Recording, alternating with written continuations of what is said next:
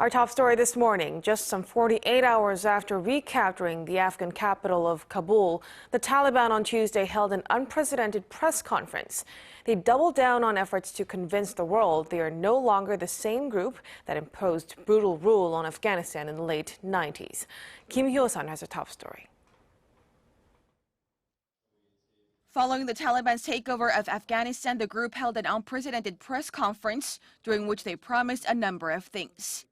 A spokesperson from the militant group explained that they wished to forge peaceful relations with other countries.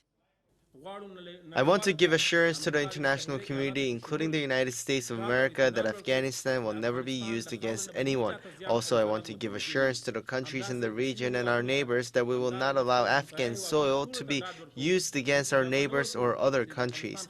Therefore, we want all the international community to be sure that we will abide by our commitments.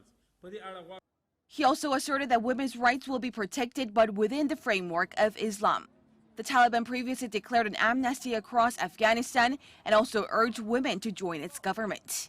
It also made clear that the war in Afghan was over, adding that it will wait until the departure of all foreign forces from the country before creating a new government.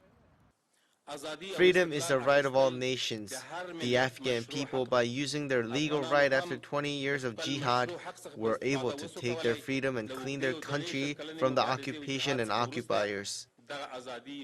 The group also said that they wanted private media to remain independent, but highlighted that members of the press should not work against national values. While the Taliban seeks to portray themselves as more moderate than they were in the late 1990s, when they imposed a brutal rule on the country, many Afghans remain skeptical and rushed to flee the country. Washington is also wrapping up evacuation from the country, with the Pentagon explaining that it plans to have one plane traveling out every hour by Wednesday. Countries around the world are also responding to the Taliban's takeover, which is progressing faster than expected.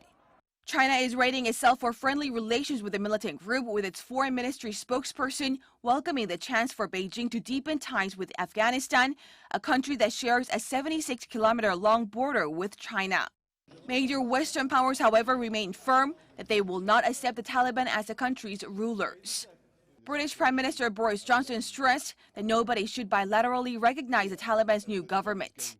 He also plans to convene a G7 meeting to discuss details with member nations. Kim Hyo-sun, Arirang News.